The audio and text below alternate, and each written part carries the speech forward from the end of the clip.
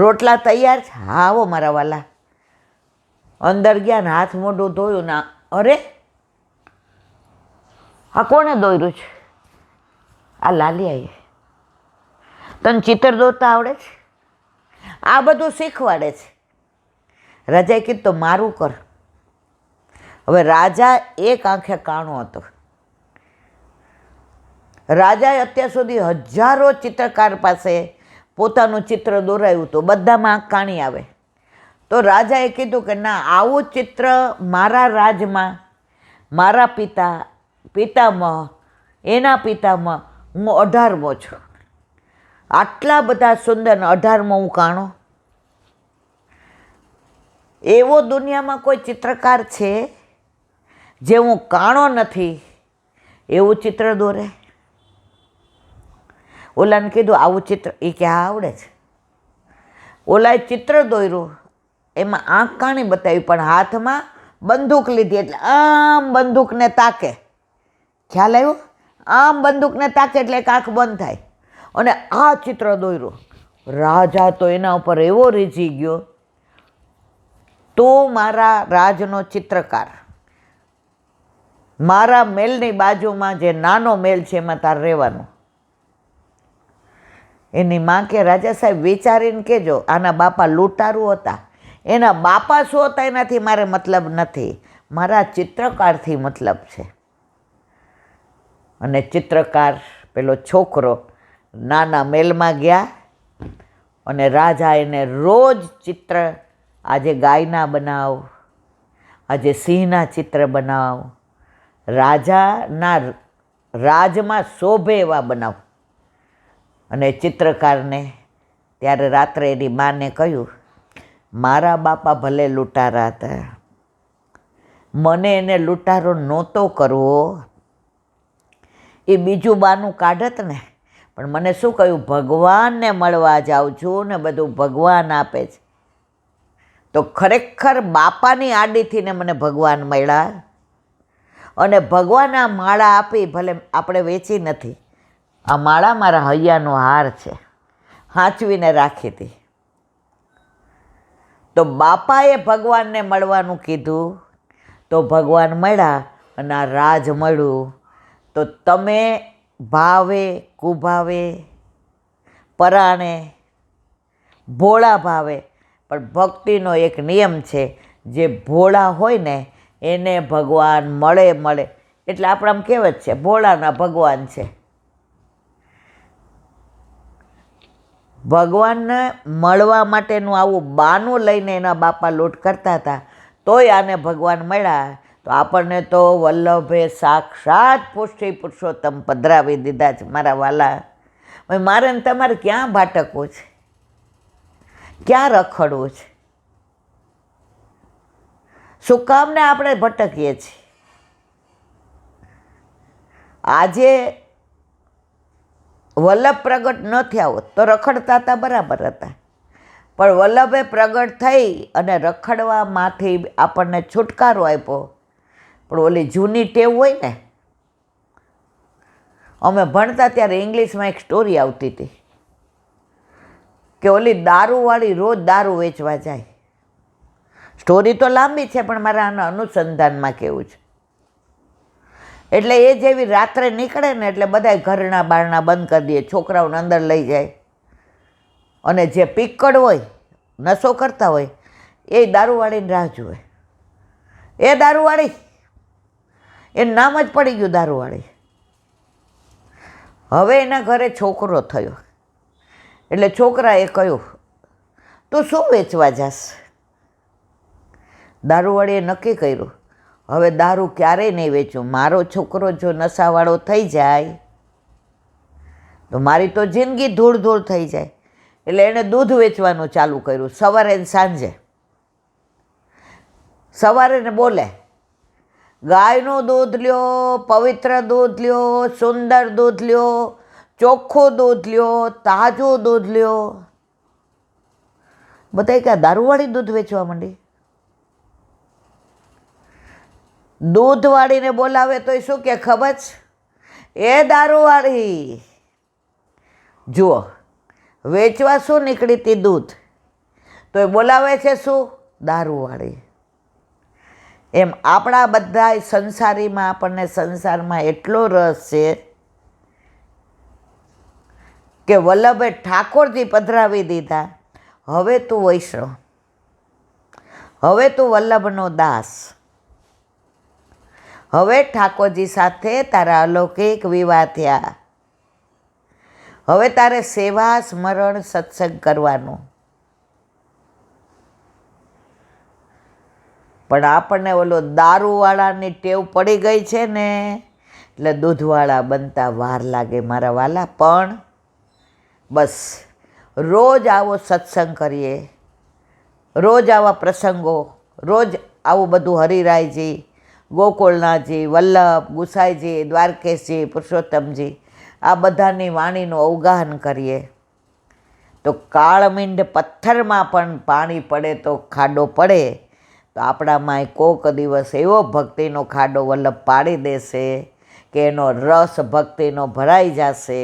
પછી આપણને ક્યારેય દારૂમાં જવાનું મન નહીં થાય, એટલે કે સંસારમાં જવાનું મન થશે નહીં. બોલો વલ્લભાધીશ. હરિરાય મહાપ્રભુજી કી જય. વલ્લભ સાંખી 94. કૃષ્ણદાસ નંદદાસ જુ સુરસુ પરમાનંદ, કોંભન ચત્રભુજ દાસ જુ ચિત્ત સ્વામી ગોવિંદ શ્રી વલ્લભ, ચિત્ત સ્વામી ગોવિંદ. પરમ દિવસે આપણે કૃષ્ણદાસનું લીધું, ગઈકાલે આપણે સુરદાસજીનું લીધું, આજે નંદદાસ. ગુસાઈજીના અષ્ટસખામાં ગુસાઈજીના સેવક.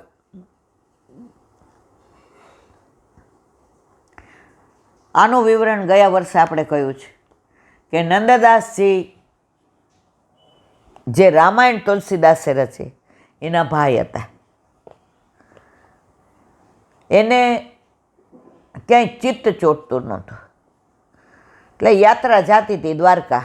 ભાઈ હું જાઉં? એ કે તું નાનો છો. ના, મારે જવું છે.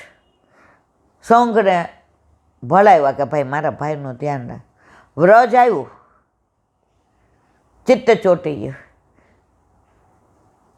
પણ કેવી રીતે ચોટ્યું? આ બધું વિવરણ કર્યું છે, એટલે 2 જ મિનિટમાં કહું છું કે જે ગામમાંથી પસાર થતા હતા ત્યાં એક શેઠની વહુ, રૂપનો અંબાર, એ રૂપનું વર્ણન એની દ્રષ્ટિ પડી, ત્યાં જ બેસી ગયા. હવે ક્યાંય જવું નથી. ઓલા લોકોએ ગામ છોડી દીધું કે આ તો આપણી આબરૂને કાંકરા થશે.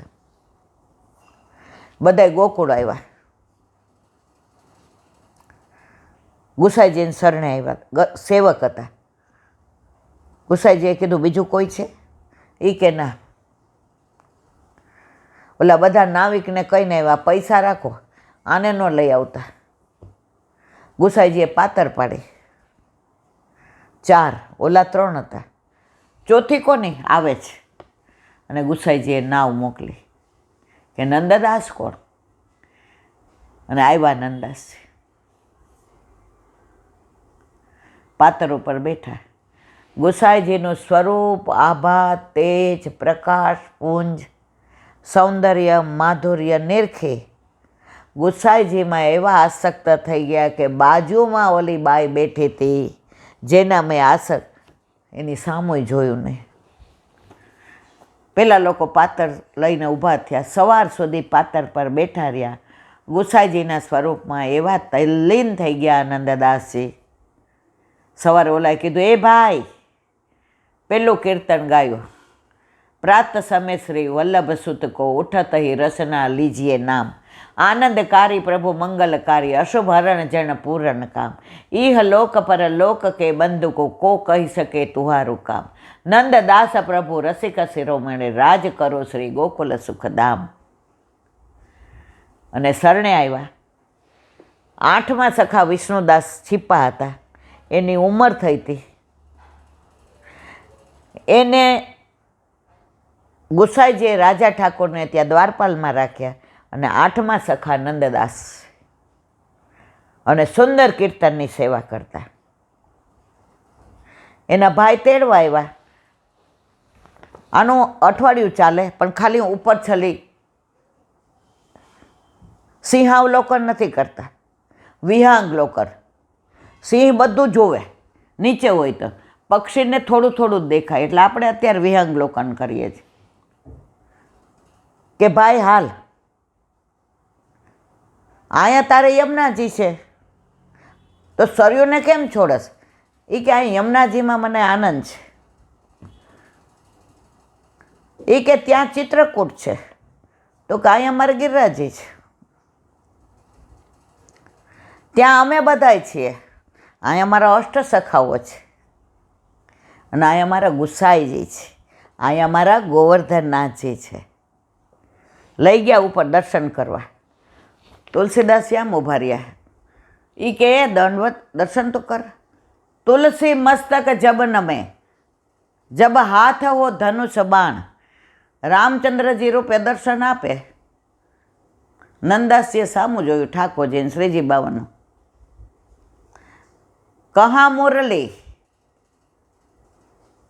બધું છોડી અને હાથમાં ધનુષ બાણ લઈને રામચંદ્રજી દર્શન આપ્યા.